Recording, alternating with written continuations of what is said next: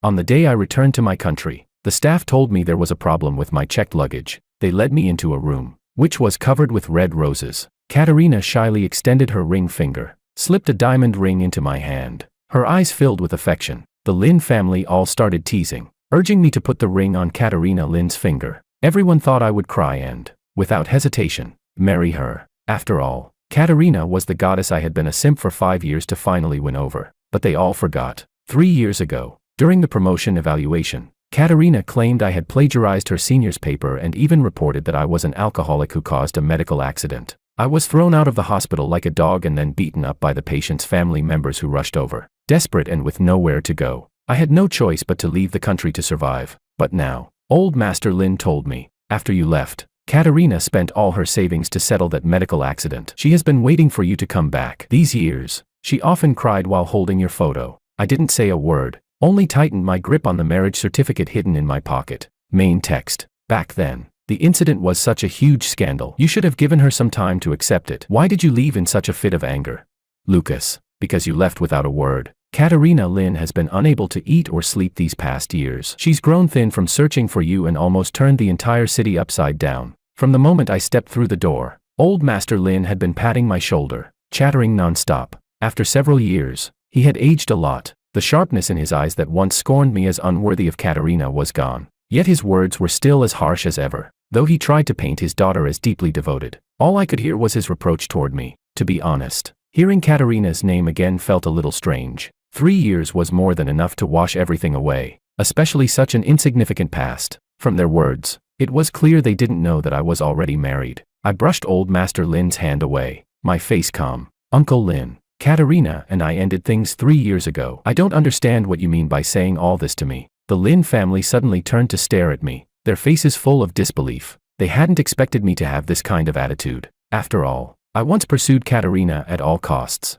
I even threw away the offer from Beijing Union Medical College Hospital, choosing instead the city hospital where she worked. Also, I could take better care of her. Being a doctor is an exhausting profession, yet I still made sure to prepare 3 meals a day for her. To ease her burden, I volunteered to share her surgeries, even if by the time I left the operating room, I could barely stand on my own feet. I even added her name to my own research results, just to help her get promoted faster, and to keep my own career afloat. I spent countless nights working, growing paler and more worn out with each passing day. But when Katerina agreed to my proposal, all of that felt worth it. From then on, whenever I returned to the office, I would always find a cup of coffee on my desk. On the cup, there was always a sticky note, covered in her shy love notes. When troublesome patients came to harass me, she would stand up without hesitation and speak on my behalf. As the wedding approached, she would rest in my arms while we picked venues, and she joined me in planning our honeymoon trips. During my busiest, most exhausting days, she even argued with the director on my behalf,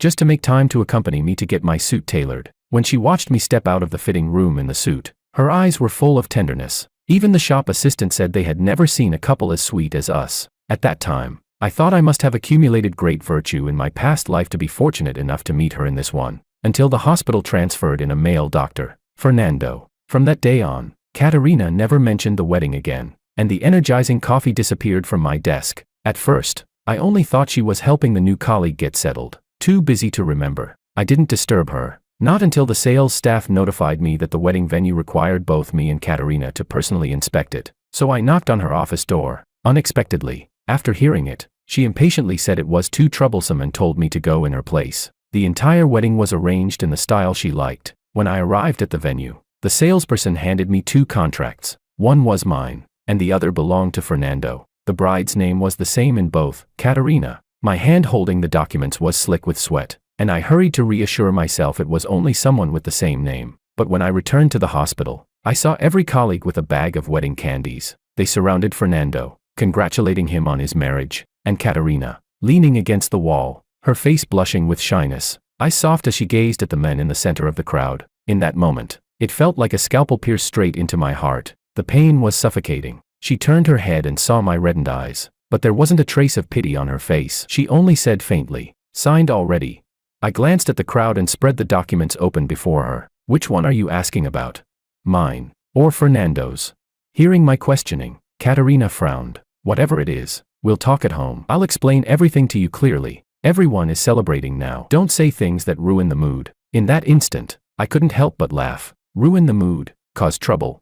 I never imagined that the woman who just days ago called me husband under the blankets would now stand before me and humiliate me. Perhaps my laugh stung her, because a trace of guilt flashed across Katerina's face as she softened her tone. Sorry, I didn't mean to sound harsh just now. Don't overthink it. I have another surgery to perform. Once I'm done, I'll come to your office. All right, Lucas. As she spoke, she lightly patted my arm. I brushed her hand away, suppressing the emotions surging inside, and turned to leave. I got it. My tone couldn't have been lighter. Katerina raised her hand as if to call me back, but she held herself back. In the office, I stared blankly at the medical chart in my hands, as if I couldn't recognize the words anymore. I don't know how long I waited until I finally heard a knock at the door outside. Come in. Katerina handed me a cup of coffee. Here, for you. I heard you have another surgery later, something to refresh you. I looked at the bare cup wall and gave a faint Fernando is my senior from university. His family is very traditional, pressuring him to get married. A few days ago, his mother threatened her life, so he begged me for help. I was afraid you'd overthink, so I didn't tell you. I sipped the coffee quietly, then asked slowly, so, did you two register the marriage? Katerina hesitated, then finally nodded. Afraid I would explode with questions, she quickly explained, don't worry. Once I meet his parents, I'll divorce him. Fernando isn't the type to pester endlessly, he promised me. Katerina sounded sincere, but I still couldn't accept it, because this was just too absurd. Seeing that I still had no reaction, she pulled out a pair of rings from her white coat and stared straight at me. Believe me, Lucas, the only person I love is you. I know you've been wrong during this time. Once this is over, we'll hold an even grander wedding. Before I could refuse, Katerina cheekily slipped the ring onto my ring finger. At the same time, she put on her own. Looking at the sparkling diamond ring on her hand, the weight in my heart felt a little lighter. Maybe it really was just helping someone out. But later, she never wore that ring again, always giving a flawless excuse, surgery. She and Fernando moved around the hospital like a real married couple. In the conference room, the office, the hallways, even the cafeteria, they were inseparable. They became the hospital's model couple. While I was reduced to being called the ex-husband guy behind my back, some even said I had always been nothing more than Katerina's simp. Just as I was about to clear things up, Fernando came to me himself, his hands in his pockets, his face mocking. He walked toward me step by step, full of provocation. Dr. Lucas, Katerina is my wife. I hope you won't bother her anymore. She already told me, if it weren't for you pestering her endlessly like a desperate simp, she would never have reluctantly gotten together with you. No wonder a relationship begged for in that way is so fragile. If I were you, I'd be smart enough to resign. My fingertips were already digging into my palms, but my expression remained calm. Dr. Fernando, I have no intention of resigning. You're not my superior, so you have no right to fire me. Instead of getting angry, Fernando laughed, pulling his hands out of his pockets and crossing them over his chest. Oh, is that so? Then let's make a bet. Let's see how you end up leaving this hospital. I ignored him and simply showed him the way out. That very day, I told Katerina about what happened. Who would have thought? Not only did she not believe me, she turned around and scolded me. I told you I'd divorce him. Why do you have to badmouth Fernando and even make up such a ridiculous lie to trick me? Besides, how could Fernando possibly force you to resign? Logically speaking, wouldn't it make more sense that you would want to push him out? Lucas, can you stop creating problems out of nothing? Right now, all I want is to focus on my career. If you can't support me like before, fine, but at least don't drag me down. Okay. I hung up the call, slipped the ring off my finger, and tossed it into the cabinet. Katerina was right, it was time to focus on my career, so matters of love could be set aside. 4 years, I had held myself back because of her, leaving my own career stagnant. I threw myself into preparing for the annual medical qualification exam. In the days that followed, Katerina never reached out to me, and I no longer sought her out. When we occasionally passed in the hallways, we were nothing more than strangers brushing past, no longer even colleagues. Finally, on the day of the exam, the director slammed the table in rage, because the paper I submitted was word for word identical to Fernando's. Faced with suspicion, I wasn't nervous. My ability was leagues beyond his, but no one in the room believed me. They handed me their phones. Apparently, Fernando had been posting his progress on WeChat every single day. In other words, the colleagues had witnessed the entire creation of his paper. In an instant, countless insults and jeers rained down on me. I looked past the crowd, my gaze landing on Katerina standing at the back, but she deliberately avoided my eyes. That single act confirmed my suspicion. The only person in the world who knew my computer password was Katerina. Even the password itself was her birthday. The evidence was undeniable. The director demoted me on the spot. but I paid no attention to him. I simply brushed past the crowd and walked toward Katerina. I turned her averted face back toward me and asked her word by word, "Katerina, do you also believe I plagiarized?" I caught the hesitation in her eyes clearly, but in the end, she bit her lip and forced out a single word, "Yes." I gave a short laugh and let go of her hand. When I turned back, my eyes were so red it felt like they might bleed. Seeing me like that, Katerina still couldn't help softly calling my name, but I didn't stop for even a step. I walked straight out of the conference room. From that day on, my colleagues gradually began to distance themselves from me. No one wanted to be associated with the plagiarist dog or the ex-husband guy. I didn't get angry. I just buried myself in work, shuttling between the office and the operating room. A demotion was nothing. I could climb back up slowly. Until that day, when the director threw a complaint letter right in my face. Someone had reported me for performing surgery while drunk, causing a medical accident. In that moment, I thought I'd gone insane. The words were human speech, but I couldn't understand a single one. "Director, you must be mistaken. The patient had congenital hypertrophic cardiomyopathy. He was already beyond saving when he was admitted." The director said nothing, only brought in a witness, the anesthetist from that surgery, a classmate of Fernando's. "Director, he's Fernando's classmate. We've had conflicts before. This has to be another setup against me." "Enough." Katerina pushed the door open, her eyes full of disgust as she looked at me. "What conflict? It's clearly just your one-sided grudge against Fernando." "Lucas, I thought you were only jealous of him, but I never imagined you could go this far. Do you know how serious it is to stir up rumors of medical malpractice? I never thought you'd gamble with a patient's life. A man like you isn't worthy of being a doctor, let alone my husband." I froze in place, my throat stabbed by 1,000 needles. Only after a long silence did I finally force out words. "So, in your heart, I'm the kind of man who would kill a patient out of pettiness." Katerina's breathing grew sharp, her gaze icy. "What else? I saw it myself. Our fridge at home is filled with liquor bottles." That one sentence sealed everything. The director issued my dismissal on the spot, and my colleagues spat their contempt at me. I staggered out of the hospital, but before I even reached the door, I was kicked to the ground by the grieving family who had heard the news. "You deserve to die. Why did you kill my son? Who told you to drink?" The woman kicked me again and again, her hand striking my face viciously. My vision blurred, but I still saw Katerina standing by the reception desk. She merely glanced at me indifferently before turning away into the elevator. Security finally stopped the woman, but it was already too late. My wrist was badly injured, though not completely ruined. I could no longer perform high-precision surgeries. Coupled with a ruined record from the medical scandal, my career in Beijing was finished. Harassed endlessly by the patient's family, I fled abroad. Before boarding the plane, a message popped up on my phone from Katerina. "What's with the ring in the cabinet? Are you still sulking? It's not that I didn't believe you last time. I just wanted you to reflect. Go to another hospital and be a good doctor. Stop making trouble." Pulling back from my thoughts, I looked at old Master Lin's children and said seriously, "Please don't disturb me again." Between Katerina, your Lin family, and me, there is no connection whatsoever. But old Master Lin acted as if he hadn't heard, continuing, "Katerina just finished a surgery. She's already on her way here. Oh, I forgot to mention, after you left she was transferred to Union Medical College Hospital. Now she's the youngest director there, earning millions a year. If you miss out on her, you'll never find someone so good again." At those words, I couldn't help but laugh. I raised my hand and shook the wedding ring on my finger. "Forgot to mention, I'm already married. And by the way, this ring cost Katerina 2 years' worth of salary." The room fell silent at once. The first to react was Katerina's younger sister, Lisa. She gave a cold laugh. "How could you possibly be married? Didn't you once say you'd only ever love my sister in this life? That ring of yours, probably just an online purchase for $1. Right?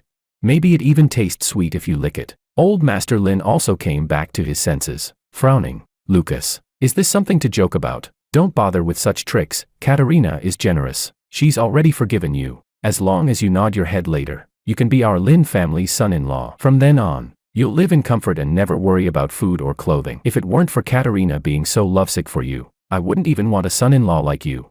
Hearing these cutting words, my heart remained completely calm. I only glanced at my watch, checking the time. Cammy should be arriving soon. I had to leave quickly. With her identity, she couldn't linger too long at the airport. But seeing my movements, they instantly curled their lips, still pretending to be tough.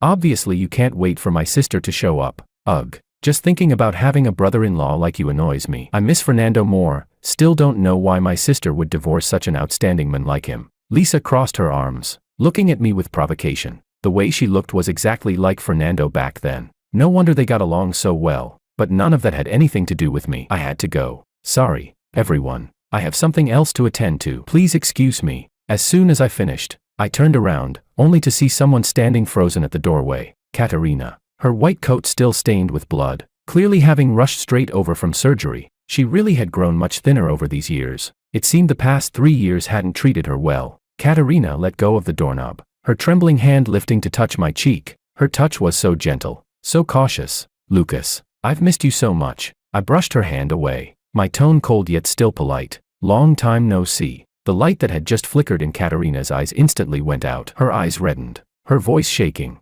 Why are you talking to me like this? Are you still blaming me? I shook my head, though my tone grew increasingly impatient. Katerina, what would I blame you for? For stealing my paper and giving it to Fernando? At that name, a flash of panic crossed Katerina's face. Lucas, I was wrong to do that, but I did it to help you. Fernando told me you had performed surgery after drinking. If I didn't do that, he said he'd call the police. So I gave a knowing laugh. So that was the truth. Help me. Did I do something wrong that required your help? You should have let him report it. Then I wouldn't have been ruined by a fool like you. You don't need to apologize to me, because I won't accept it. Justice that comes too late is worthless. Katerina, I'm not someone who lives in the past. 3 years is enough, for love or for hate. It's all over. A flicker of confusion passed through her eyes. She didn't understand what I meant. I couldn't be bothered to explain. I walked straight toward the door, but she clutched my arm tightly. The old injury throbbed faintly. This can't be let go. Katerina's voice broke as she spoke, suddenly raising her volume and startling everyone nearby. Perhaps realizing her outburst, she softened her tone. I can't let this go. Lucas, can we start over? She pulled 2 matching rings from her pocket, bigger and brighter than the one she'd had custom made before. I didn't wear a ring because of surgeries. This time I've thought it through. Work is work. Life is life. So, Lucas, will you put this back on my finger for me? No, I said calmly. A deep sadness appeared in her eyes, but before she could speak, the lids couldn't help themselves. Katerina, why be so humbling? Refusing you would be his loss. Yes sis, why stick to him? He's not some rich playboy. Enough. Katerina turned and rebuked them, then stole a cautious glance at me. Seeing I didn't respond, she breathed a sigh of relief. I asked you all here to buy time, not to muddy the waters. I will only ever marry him in this life. Everyone fell silent. Old Master Lin stormed off in anger. Katerina didn't care. She turned back to me. Lucas, is it that you don't like the ring style? We can go pick one out together. You're imagining things. It's my hand that can't fit it anymore. Katerina, I'm married. At that, Katerina swayed, and the ring in her hand slipped to the floor with a crisp clink. Married? That's impossible. It's only been 3 years. How could it? Lucas, don't joke about something as big as marriage. Please. Are you lying to me? You're saying that just to get at me. Right. Huh? Looking at the urgency and sorrow in her eyes felt strange to me. I had never seen her look at anyone like that. The old Katerina had been arrogant, indifferent to me, never so humble. Lucas, I already agreed to your proposal. Why did you go back on your word? When I heard the word, go back on your word, I let out a short laugh and shook my head repeatedly. In Katerina's eyes, I was always the one at fault, then and now. Go back on my word. Weren't you the one treating marriage like a joke, leaving me to marry someone else? Katerina's body stiffened. She grabbed my arm and hurriedly explained. Lucas, that's not how it was. Not long after you left, I divorced him. Nothing ever happened between us. You have to believe me. I shrugged off her hand. Any patience I had was gone. Enough. I don't care about any of that. My wife has been waiting for me a long time. I need to go. As for you, I'm a traditional man. I won't marry a woman who's been married before. After I slammed the door, she chased after me again and grabbed my wrist. Katerina, have you had enough? Maybe my voice was too cold. She recoiled like she'd been shocked and muttered a soft sorry. I ignored her and walked on. Her footsteps faltered behind me. I sighed. Fine, if she wanted to make a scene, let her. I hadn't realized she could be so persistent. I checked my phone and saw several missed calls. Great, Camila was about to make a fuss again. I was about to call her back when a woman in a beige trench coat strolled toward me, cradling an adorable chubby baby. She wore a mask and sunglasses that covered most of her face. Sis, quick, take a pic. This person is more of a star than an actress. Honestly, more elegant than film queen Camila. The baby is so cute. Her mom must have saved the galaxy in a past life. Ah, I want to possess that child's soul. People around them all turned, eyes glued to the woman, but her gaze fixed on only one person. Husband, why didn't you pick up? I was so worried. Her voice was 99% aggrieved and 1% playful. Under everyone's stunned stares, I reached up and affectionately ruffled her hair. Didn't we agree not to bring the little one He's still so small. Camila was about to answer when the baby let out a soft, gooey sound. Duh, duh. It was the baby's first words. Duh, Dad. I froze in surprise. Camila seized the moment and quickly shifted the blame. See, husband. He insisted on coming. I laughed. Camila nestled into my arms and purred in a teasing tone. Honey, I've missed you so much. I couldn't see her full smile behind the mask, but I could hear it in her voice, and my heart skipped a beat. Even after all these years, Camila's sweetness was like honey. She looped her arm through mine and rested her head on my shoulder. Let's go. Husband, you've been away so long. I had my uncle cook spicy Sichuan to wake up your appetite. I had just taken a step when a loud voice rang out from behind. Lucas. Wah. The baby was startled and burst into loud crying. Camila hurriedly scooped up the dropped pacifier and cooed softly. I pulled a small bell from my pocket. Little one. Look what this is. Ling. Ling. Dang dang. Wah. The crying got even louder. Camila snatched the bell away and thwacked my head playfully, scolding. I told you that trick doesn't work, and you still. Give me the baby. I'll soothe him. I pouted and stuffed the bell back into my pocket. She carefully picked up the baby, gently rocking him in her arms. Little one. Hush now. Mommy's here. Mommy's here. Woo. The baby's cries slowly faded, replaced by soft whimpers. I let out a breath of relief and reached up to ruffle Camila's hair. My wife always knows what to do. Then, with mock ferocity, I poked the air above the baby in her arms. Leo, you little rascal, acting like you don't even see your dad. He slapped my hand away, murmuring under her breath, childish. You're nearly 30 and still competing with a baby. The warmth of the scene stabbed Katerina like a knife. Her face darkened as she demanded, Lucas, have you acted enough? Her voice, paired with the memory of the baby's crying, irritated me. I snapped coldly, and have you lost your mind enough? Camila turned, sliding her sunglasses up slightly. Honey, do you know her? Katerina's eyes locked on her, brimming with hostility. Sensing it, Camila lifted her chin, and her aura instantly cooled. She looked Katerina up and down and spoke slowly. She's not really your wife, is she? You hate me so much you'd hire someone to trick me. Cover her face so tightly, afraid I might see the truth. That baby, just another prop. I was about to respond when Camila calmly stepped in front of me, shielding both me and the baby. Gone was her playful tone. Her voice turned razor sharp. Lady, did you just escape from the mental ward?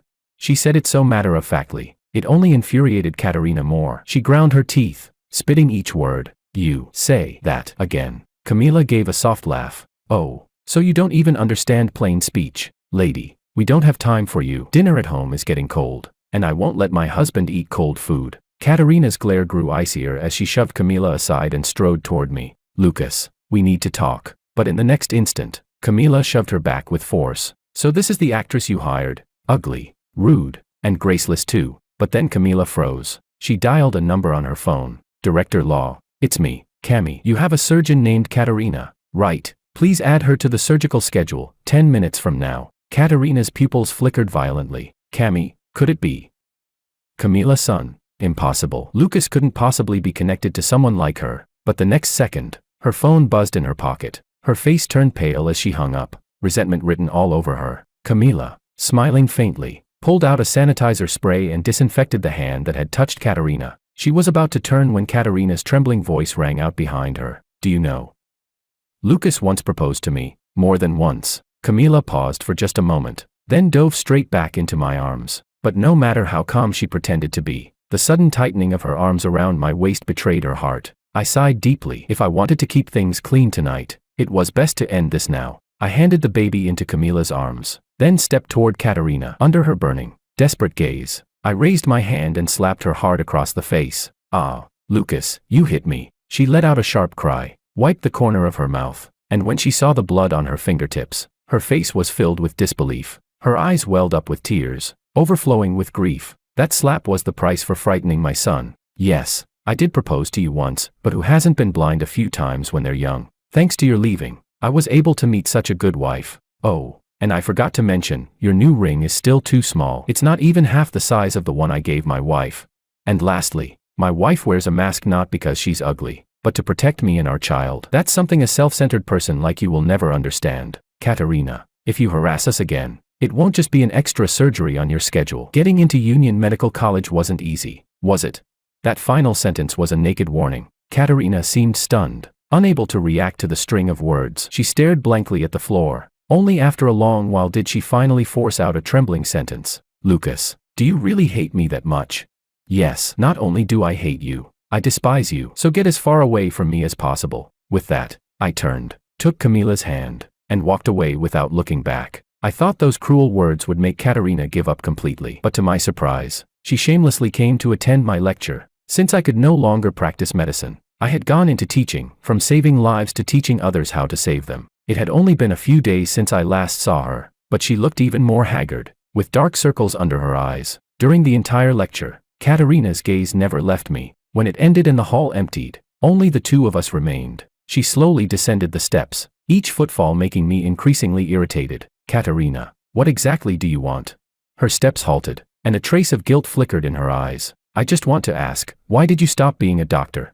At that, I let out a mocking laugh and raised my right hand. Did you forget? Back then, you told me I should reflect. Well, this is the result of that reflection. Hearing this, Katerina staggered back 3 steps, repeating over and over, how could this be? I didn't know it would turn out like this. I thought since she was a woman, a few hits wouldn't matter. That light, careless sentence buried all the effort I had put into the first half of my life. When I learned that I would never again be able to practice medicine, I couldn't recover for a long time. In the end, I even took antidepressants for 2 years. Thinking of this now, the irritation in my heart had turned into sheer disgust. Katerina, if you don't want another slap, get out of my sight. Her body stiffened. I'm sorry, Lucas. Actually, I came here today to apologize. After what you said that day, I went back and asked that anesthetist about the incident. She admitted she only said those things because Fernando told her to. I'm sorry. I'm really sorry. I didn't know. Hearing her repeat, sorry, again and again stirred nothing in me. You remember what I said, but did you forget the rest?